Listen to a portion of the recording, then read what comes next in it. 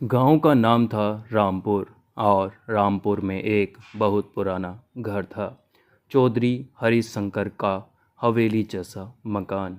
ये घर जितना बड़ा था उतना ही ज़्यादा खामोश, क्योंकि इस घर में एक ऐसा राज छुपा था जो किसी को पता नहीं था।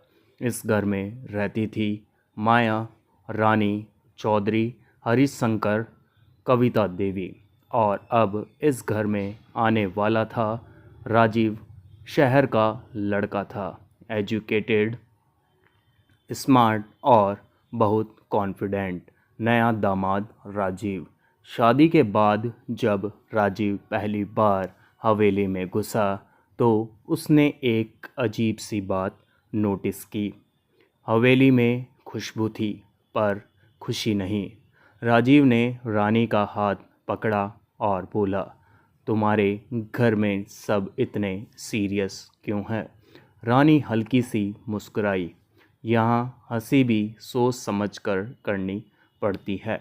राजीव को लगा शायद रानी मजाक कर रही है, लेकिन जब राजीव ने ड्राइंग रूम में कदम रखा, चौधरी हरिशंकर की नज़र सीधी राजीव पर पड़ी।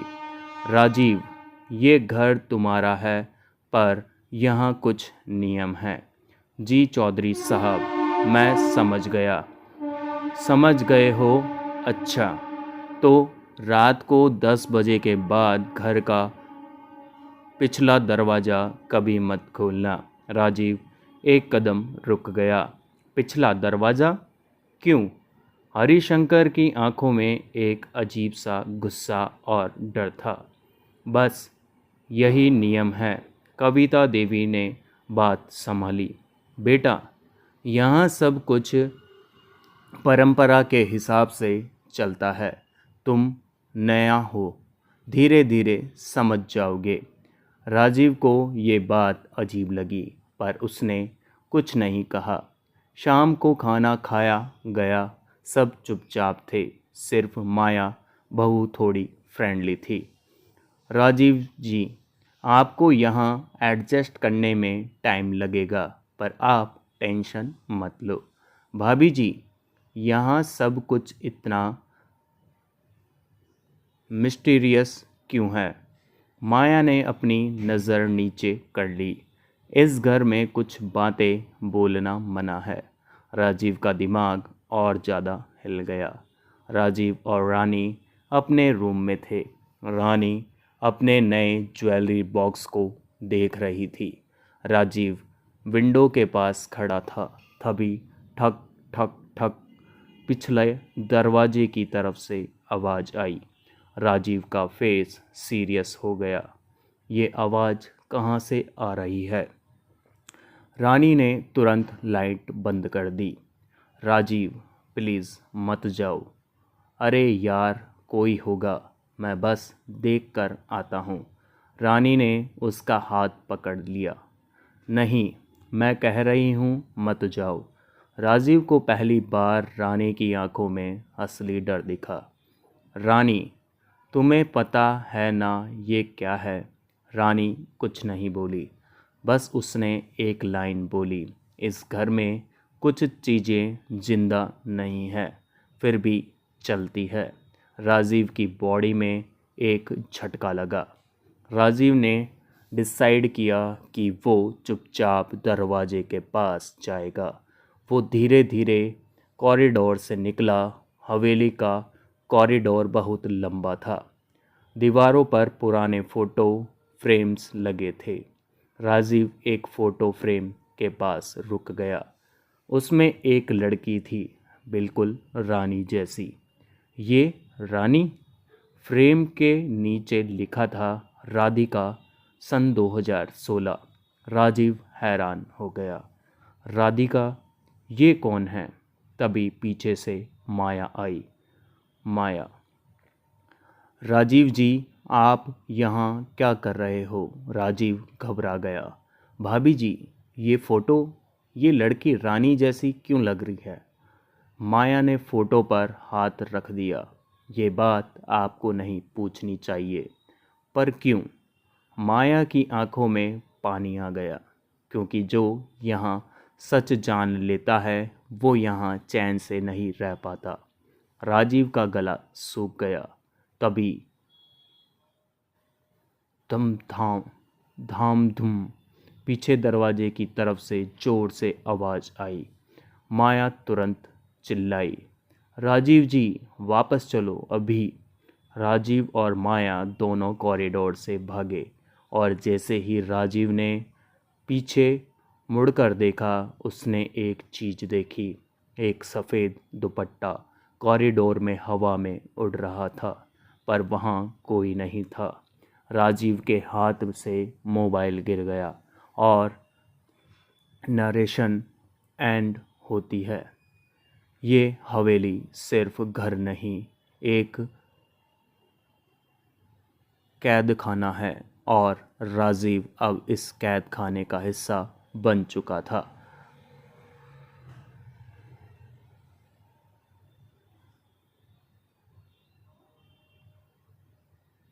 रात के 11 बज चुके थे। हवेली के अंदर अजीब सा सन्नाटा था, जैसे हवा भी डर कर चल रही हो।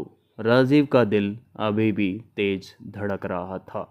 उसकी आंखों के सामने बार बार वही सफ़ेद दुपट्टा घूम रहा था, जो बिना किसी इंसान के हवाओं में उड़ रहा था।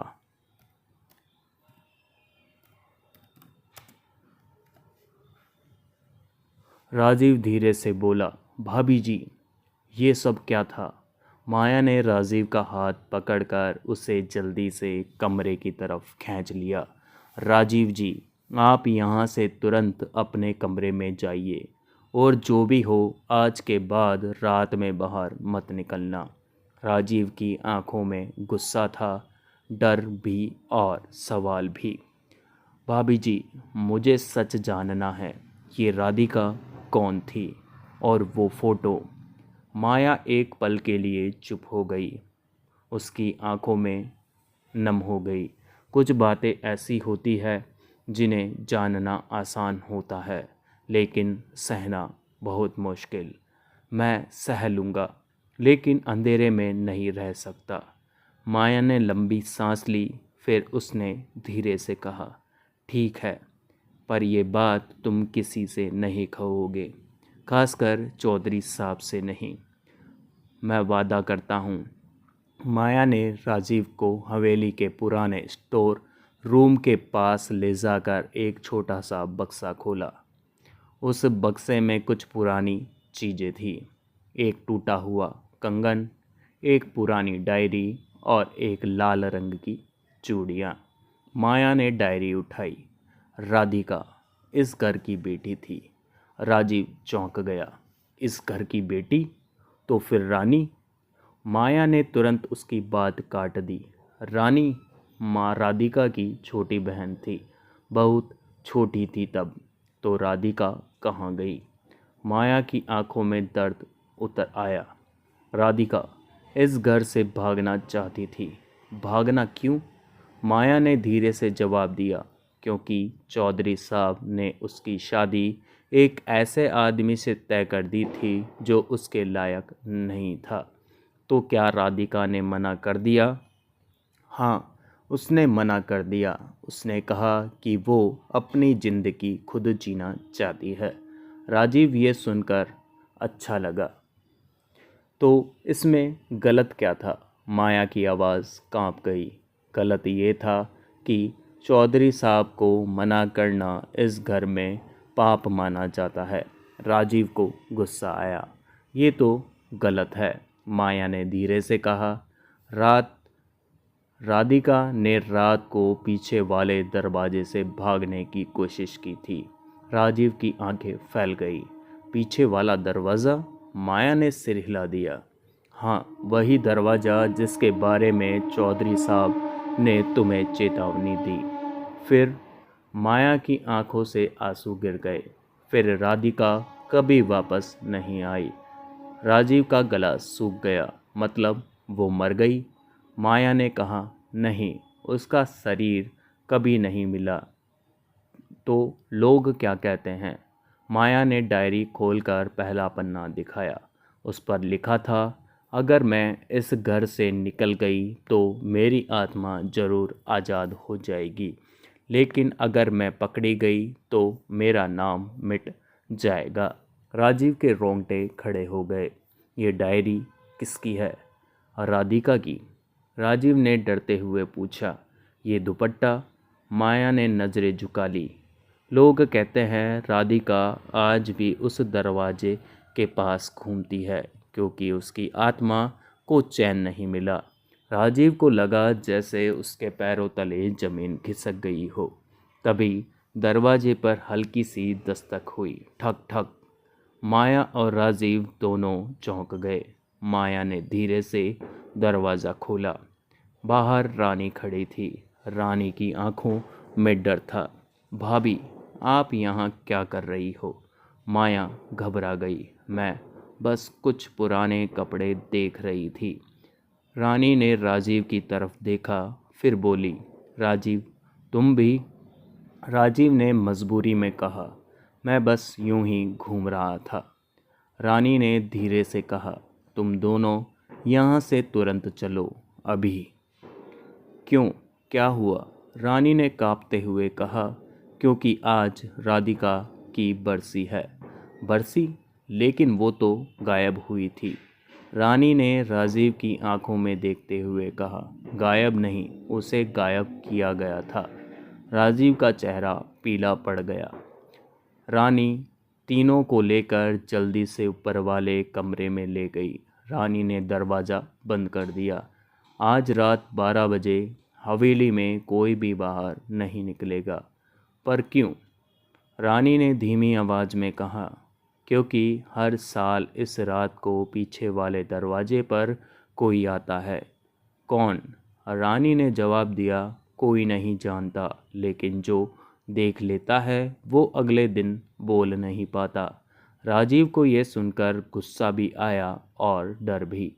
मैं देखूंगा, रानी ने उसे डांटते हुए कहा। तुम पागल हो, ये खेल नहीं है। घड़ी की सुइयां धीरे धीरे 12 की तरफ बढ़ती। पूरा घर बिल्कुल शांत था। फिर ठक ठक ठक। पीछे वाले दरवाजे की फिर वही आवाज़ आई। इस बार आवाज़ और तेज थी। राजीव ने खिड़की से झांकने की कोशिश की, लेकिन खिड़की के बाहर धुंध ही धुंध थी।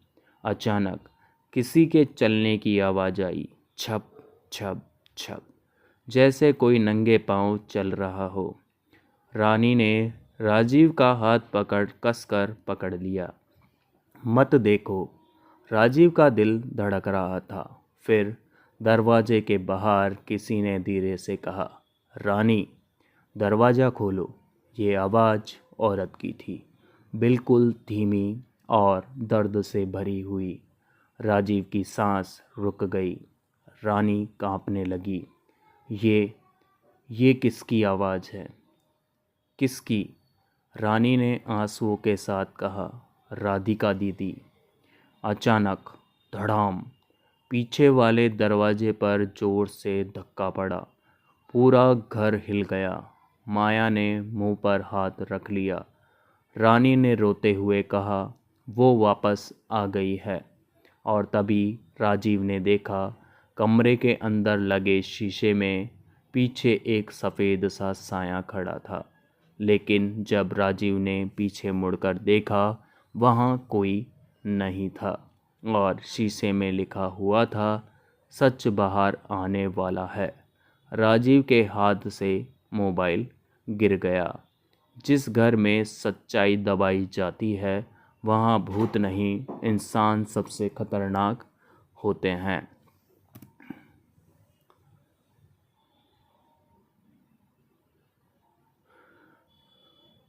रात के 12:20 हो चुके थे। पूरा घर डर के सन्नाटे में डूबा हुआ था। रानी का हाथ अब भी कांप रहा था। माया की आंखों में डर साफ दिख रहा था और राजीव की आंखों में डर कम और जिद ज़्यादा थी। राजीव मन ही मन सोच रहा था, अगर सच नहीं जानूंगा तो ये घर मुझे कभी चैन से नहीं रहने देगा। रानी ने धीमी आवाज़ में कहा, राजीव, आज जो हुआ वो किसी को मत बताना, खासकर पापा को। पर क्यों? अगर राधिका दीदी की आत्मा भटक रही है तो मदद करनी चाहिए।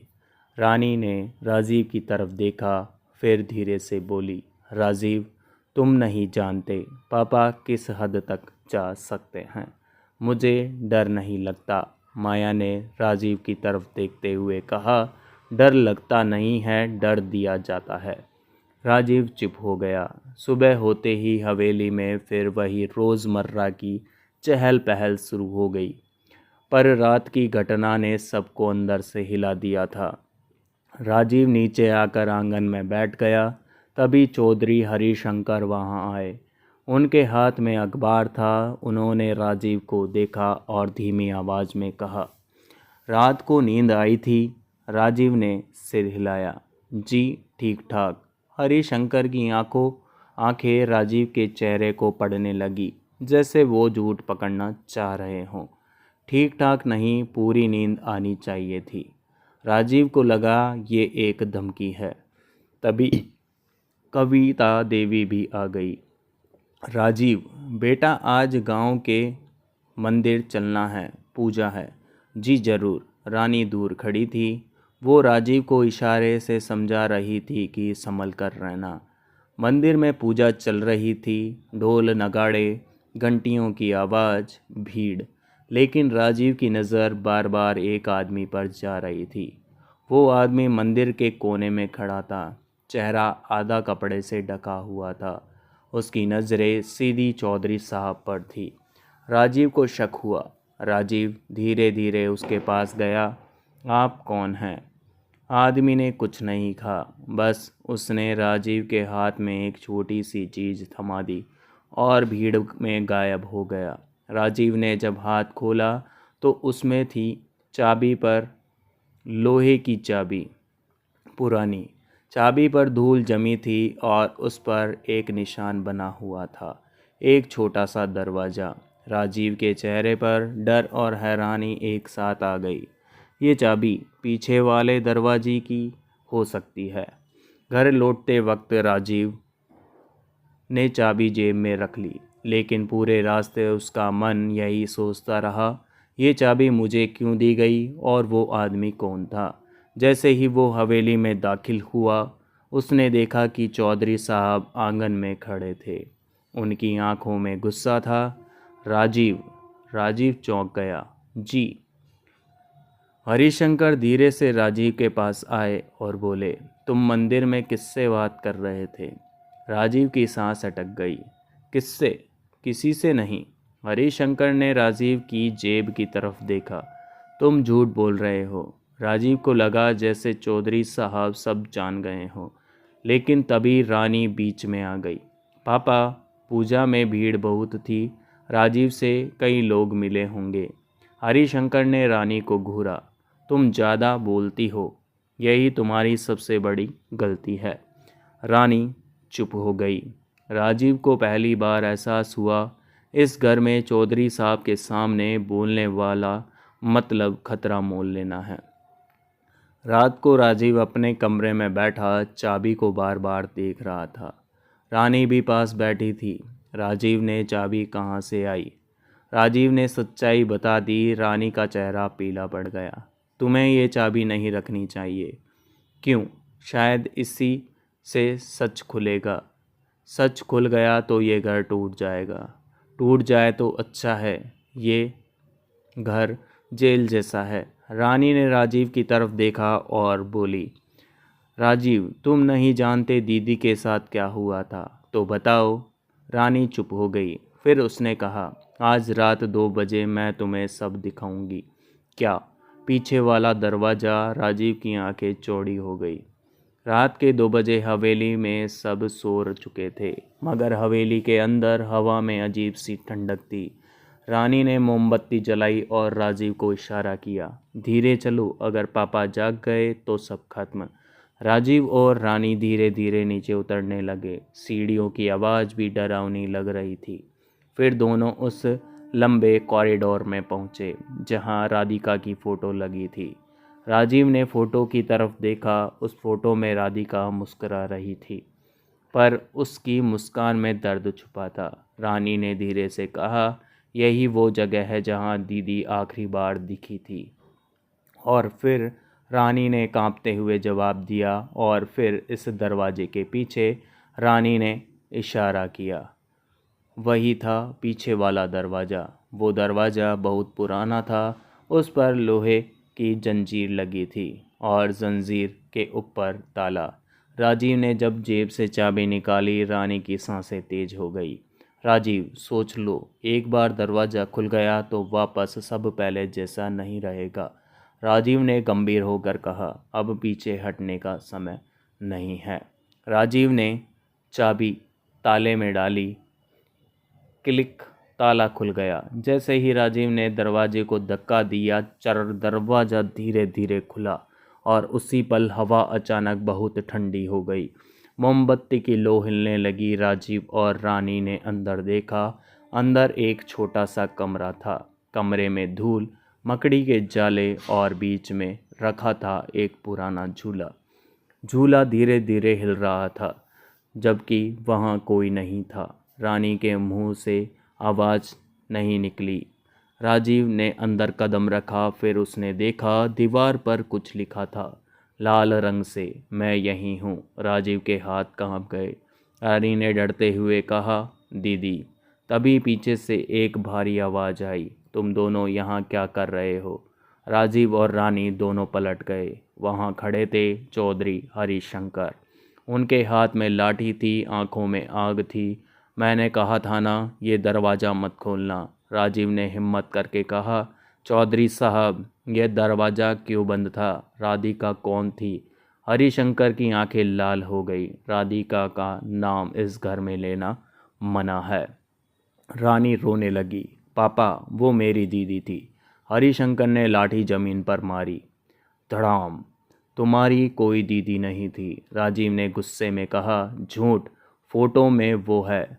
हरिशंकर आगे बढ़े और उन्होंने राजीव का कॉलर पकड़ लिया। तुम इस घर में नए हो, इसलिए जिंदा हो। अगर ज़्यादा हीरो बनोगे तो इस घर से बाहर पाओगे नहीं निकल पाओगे। राजीव के चेहरे पर पसीना आ गया और तभी उस कमरे के झूले ने अचानक तेज़ी से हिलना शुरू कर दिया। झूला अपने आप ज़ोर से चलने लगा और उसी पल मोमबत्ती बुझ गई। पूरा कमरा अंधेरे में डूब गया। रानी चीख पड़ी, दीदी। अंधेरे में एक धीमी आवाज़ गूंजी, राजीव, सच बाहर निकालो। राजीव ने महसूस किया किसी ने उसका हाथ पकड़ लिया, लेकिन वो हाथ रानी का नहीं था। वो हाथ बहुत ठंडा था और जैसे ही राजीव ने उस हाथ की तरफ देखा, अंधेरे में बस एक चीज़ चमकी, लाल चूड़ियाँ। राजीव की सांस रुक गई और कहानी ख़त्म होती है। अब राजीव समझ चुका था, ये सिर्फ एक घर नहीं, ये एक अधूरी कहानी है जो इंसाफ मांग रही है।